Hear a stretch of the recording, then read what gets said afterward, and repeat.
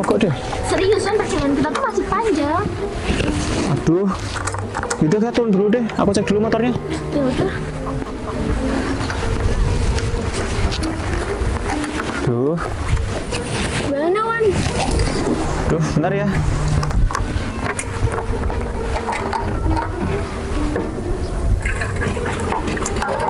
Bensinnya masih sih. Kayaknya mogok deh. Yaudah kita dulu aja yuk. Udah yuk.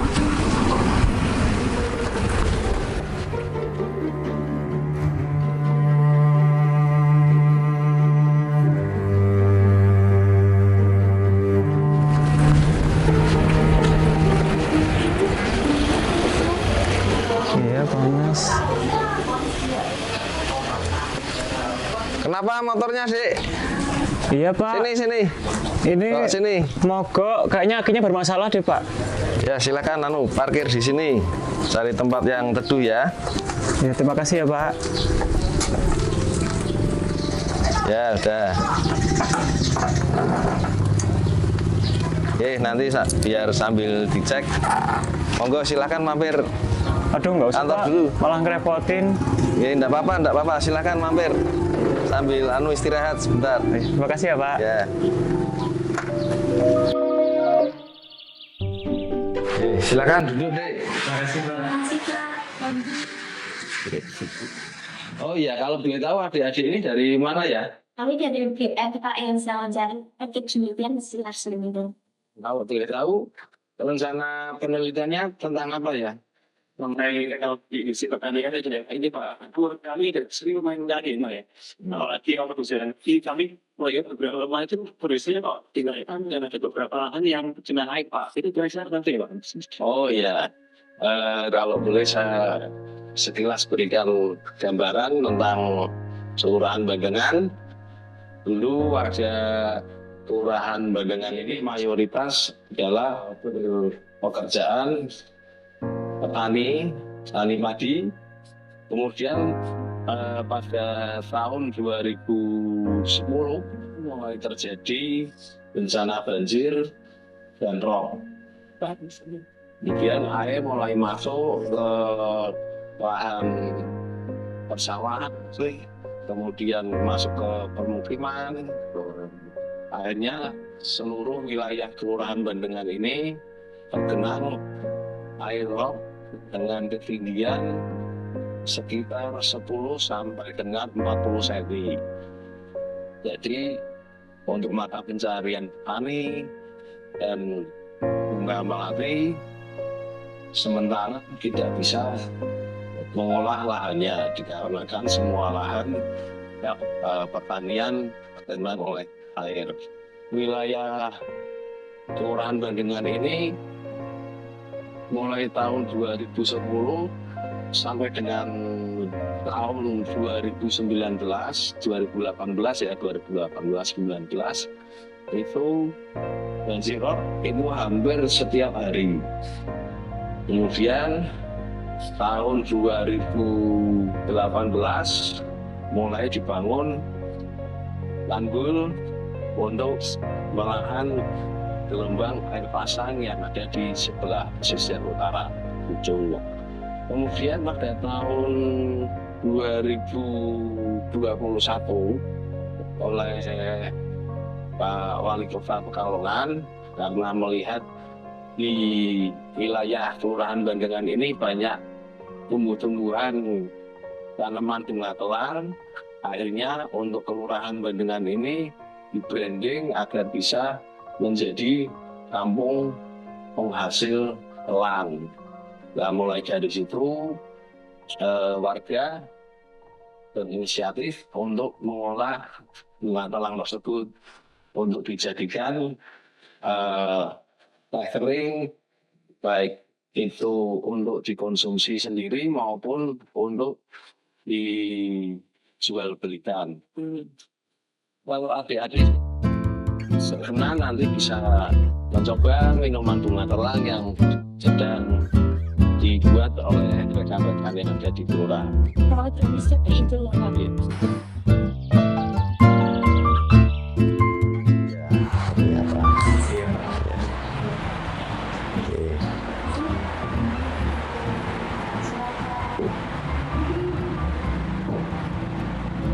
Ya, makasih Mbak Devi. Silakan diminum Mbak. Pak, ini minuman apa kok warnanya cantik?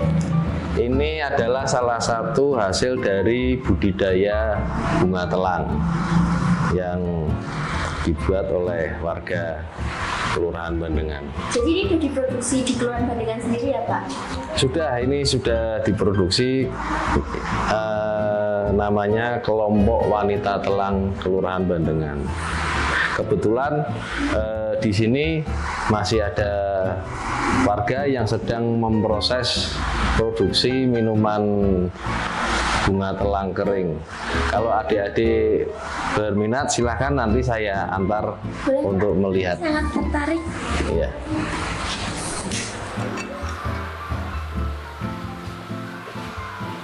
Selamat pagi Mbak Oni. Oke, pagi Pak.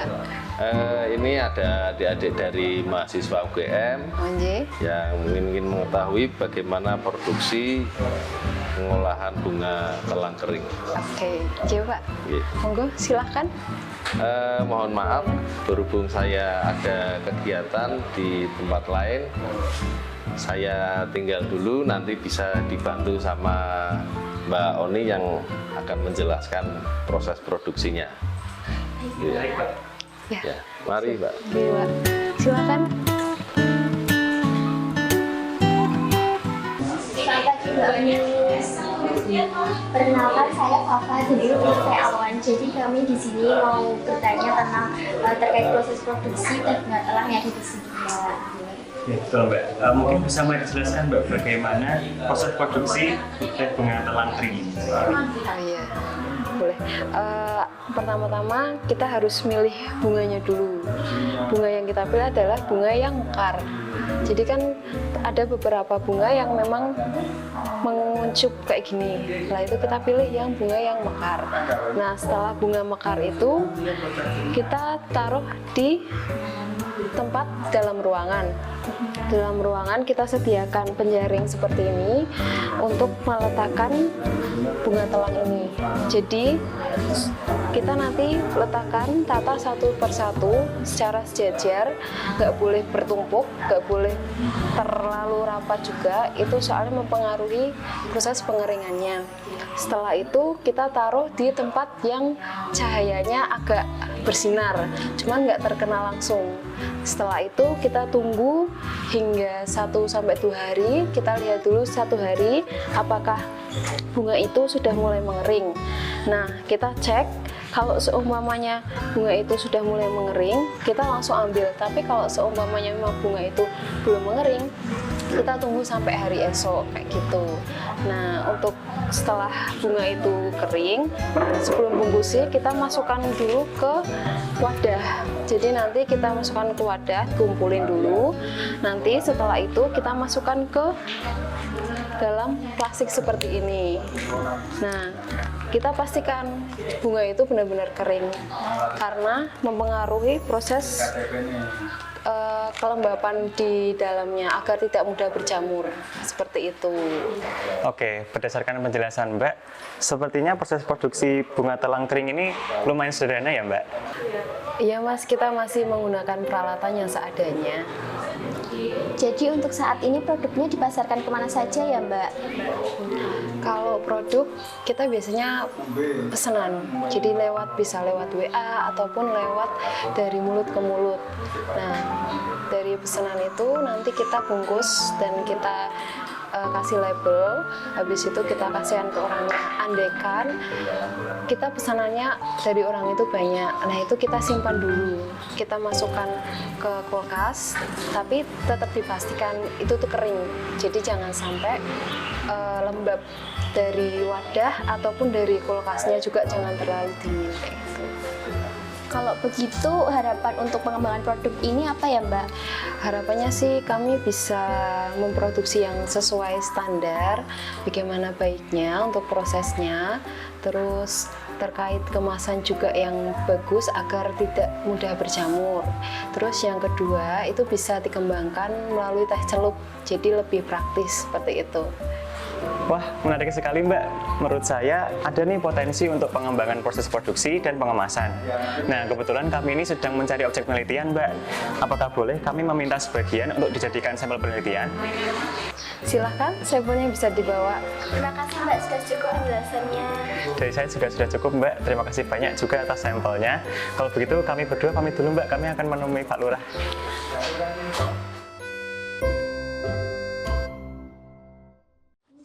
Ya, silakan, Dek.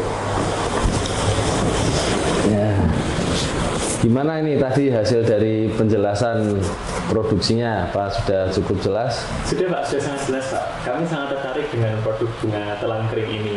Dan menurut kami juga sangat bisa dikembangkan dari segi proses produksi dan pengemasan dan celupnya.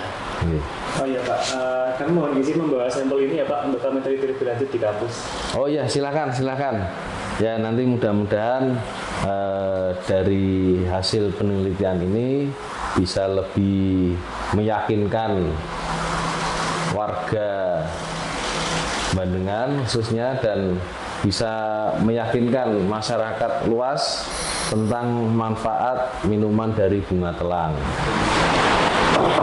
Assalamualaikum. Waalaikumsalam. Mas Toro, Pak gimana? Lurah, niki motoripun sampun dados. Oh, nggih, sampun matur suwun nggih. Sami-sami Pak, monggo. Nggih. Mbak, ini motor sudah selesai diperbaiki. Kalau adik-adik ini mau melanjutkan perjalanan, silahkan, mudah-mudahan lancar sampai tujuan. Baik Pak, terima kasih. Kami akan meneruskan perjalanan. Sebelumnya, apakah boleh Pak untuk meminta nomor HP-nya untuk berkabar selanjutnya? Boleh, dengarkan. Catat. 081. Pak, terima kasih banyak. Ya. Kami pamit terlebih dahulu ya Pak. Ya, hati-hati di jalan. Semoga selamat sampai tujuan. Amin. Oh iya Pak, nanti kalau kami ada kabar terbaru akan kami kabari kembali. Siap. Matur nuwun. Terima kasih Pak, kami pamit dulu nggih.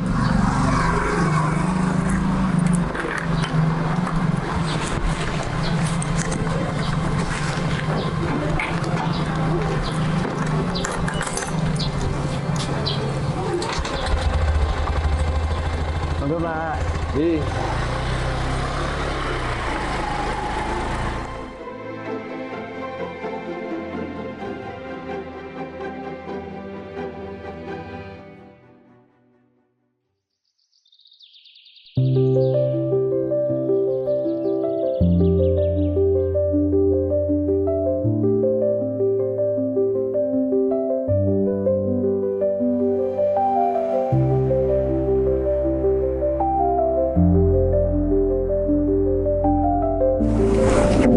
Misi Bu, selamat pagi. Mohon maaf ganggu waktunya. Pagi Dek, iya silahkan masuk. Gimana? Makasih Bu. Jadi begini Bu, seperti yang sudah saya infokan sebelumnya, terkait potensi penelitian pengembangan produk bunga telang di Kelurahan Bandengan, mohon bisa dijelaskan Bu, bagaimana sih pengolahan yang baik selain cara konvensional yang menggunakan sinar matahari? Baik, sebetulnya bunga telang itu kan mengandung berbagai senyawa nutrisi yang sensitif terhadap panas, seperti antioksidan dan juga vitamin. Oleh karena itu, pengeringan secara konvensional dengan sinar matahari yang suhu dan juga kelembabannya tidak bisa kita atur, itu bisa merusak senyawa-senyawa tersebut. Oleh karena itu, sekarang telah dikembangkan proses pengeringan tanpa panas seperti freeze drying. Dalam prosesnya, pertama-tama bunga telang disimpan dulu di dalam freezer sampai beku, kira-kira 1-3 hari.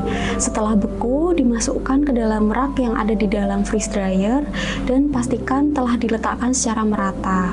Kemudian setelah sampel dimasukkan ke dalam rak yang ada di dalam freeze dryer, rak tersebut dimasukkan kembali ke dalam alat dan kemudian kita tutup sebelum akhirnya tombol power kita nyalakan. Kemudian kita tunggu hingga lampu indikator vakum seluruhnya menyala. Apabila lampu indikator seluruhnya telah menyala, barulah kita atur suhu, tekanan tekanan, dan juga waktu yang diperlukan. Proses freeze drying ini sebetulnya telah diterapkan ke berbagai bahan pangan seperti jahe, stroberi, dan juga buah-buahan lainnya.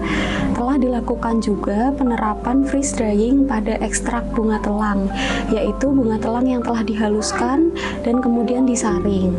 Pada penelitian tersebut digunakan suhu minus 50 derajat Celcius, tekanan 3 kilopascal, dan waktu perlakuan 36 jam dan 48 jam. Akan tetapi, penelitian tersebut menerapkannya pada ekstrak bunga telang, sehingga jika kita ingin menerapkan freeze drying pada bunga telang segar, masih diperlukan penelitian lebih lanjut untuk waktu, tekanan, dan juga suhu yang diperlukan. Kalau hasil antara bunga telang yang dikeringkan dengan sinar matahari dan freeze drying, perbedaannya bagaimana ya, Bu? Pada prinsipnya, pengeringan secara freeze drying ini mampu mengurangi kadar air dalam bahan atau produk yang telah dibekukan tanpa melewati fase cairnya terlebih dahulu. Sehingga proses pengeringan ini memiliki keunggulan dalam mempertahankan mutu produk, terutama senyawa-senyawa yang sensitif terhadap panas. Apabila kita tinjau dari sisi aktivitas antioksidan, berbagai penelitian telah membuktikan bahwa pengeringan secara freeze dryer mampu mempertahankan aktivitas antioksidan secara lebih baik dibanding pengeringan secara konvensional. Dari segi kebersihan, pengeringan secara freeze drying juga tentunya bisa lebih kita kontrol untuk kebersihannya. Sehingga proses ini juga mendukung SDGs 12, yaitu konsumsi dan produksi yang bertanggung jawab. Namun, tentunya ada juga parameter-parameter lain yang perlu kita perhatikan ya, selain aktivitas antioksidan dan juga kebersihan tadi, yaitu cemaran secara biologis, kimiawi, dan juga fisikawi, dan juga aspek sensorisnya, rasanya, tekstur, kemudian warna. Pengeringan bunga telang secara freeze drying untuk mempertahankan aktivitas antioksidan memiliki potensi yang baik. Hal ini juga akan mendukung SDGs 3, yaitu kehidupan sehat dan sejahtera. Namun, untuk parameter lain selain aktivitas antioksidan dapat kalian teliti lebih lanjut. Baik Bu, terima kasih atas penjelasannya. Kami sangat tertarik untuk melakukan penelitian mengenai proses produksi teh bunga telang kering secara freeze drying. Sama-sama, kalau kalian tertarik dengan proses perancangan dan pengembangan produk bunga telang kering, seperti pengemasannya, nanti bisa juga diskusi dengan Bu Cynthia ya, Dek. Oh begitu Bu, terima kasih banyak ya Bu atas penjelasannya. Setelah ini kami akan menghubungi Bu Cynthia.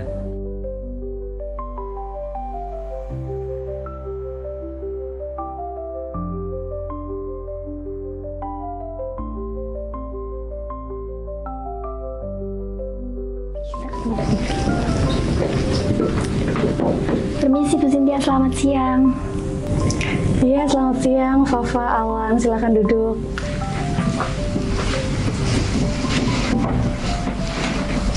Jadi bagaimana? Jadi gini Bu Cynthia, kami memiliki ide untuk pengembangan produk teh bunga telang kering menjadi kemasan celup. Apakah bisa dijelaskan Bu mengenai strategi perancangan dan pengembangan produknya? Baik, strategi perancangan dan pengembangan produk meliputi yang pertama, memperbaiki produk yang sudah ada, seperti modifikasi produk lama. Kedua, meningkatkan nilai produk, seperti menambahkan fitur ataupun meningkatkan kualitas produk yang sudah ada. Ketiga, melakukan eksperimen, seperti memberikan sampel produk kepada konsumen sehingga mereka lebih tertarik. Keempat, melakukan spesialisasi dan juga kustomisasi secara spesifik sesuai dengan keinginan dan juga kebutuhan konsumen. Kelima, menawarkan kemasan baru. Dan keenam, pengembangan produk baru dalam suatu lini yang sudah ada. Selanjutnya, nomor 7, mengubah gagasan atau ide produk sesuai dengan riset yang ada di pasar. Dan yang ke-8, yaitu melakukan target pasar baru. Jika kalian ingin melakukan perancangan dan pengembangan produk dengan menawarkan kemasan baru, maka kalian harus tahu jenis-jenis kemasan supaya meningkatkan nilai tambah produk dan meningkatkan daya tarik konsumen.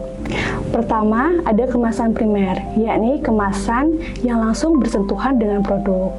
Contohnya seperti kantong teh celup, yang umumnya berbahan dasar kertas atau plastik yang food grade. Kedua, ada kemasan sekunder. Meskipun sudah dikemas menggunakan kemasan celup, bisa juga dikemas lagi menggunakan kardus atau standing pouch yang berbahan kertas maupun plastik. Ketiga, ada kemasan tersier. Kemasan ini digunakan untuk mengemas dan melindungi produk dalam jumlah besar, seperti karton.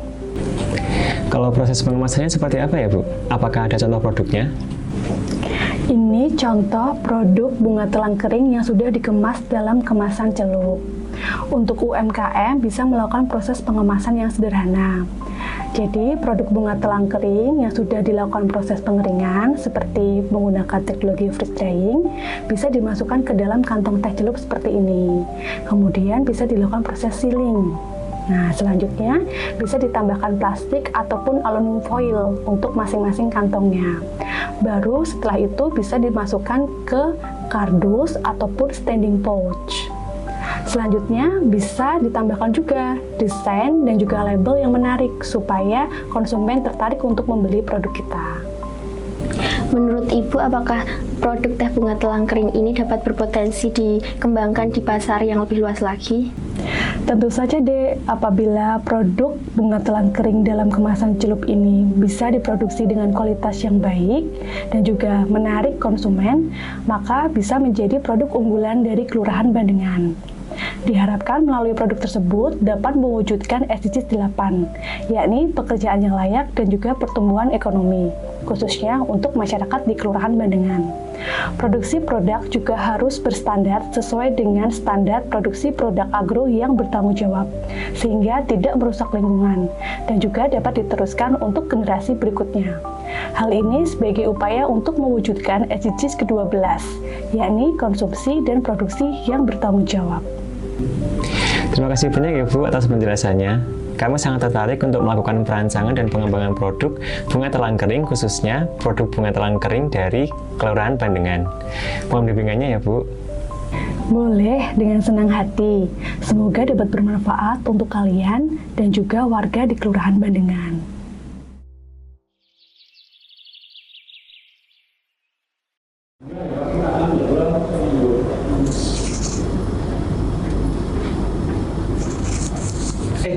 Fah, kamu lagi ngapain? Aku baru belajar nih buat penelitian kita besok. Oh, aku punya ide deh. Gimana kalau buat penelitian kita besok, kita ngangkat bunga telang kering yang di Bandengan itu loh. Bener tuh, apalagi kita kemarin udah dapat materi dari Bu Cynthia sama Bu Thalia kan? Iya ya. Gimana kalau kita minta bantuan Bu Thalia sama Bu Cynthia buat penelitian ini? Boleh juga tuh. Coba deh kamu hubungin Bu Thalia. Oke, coba ya.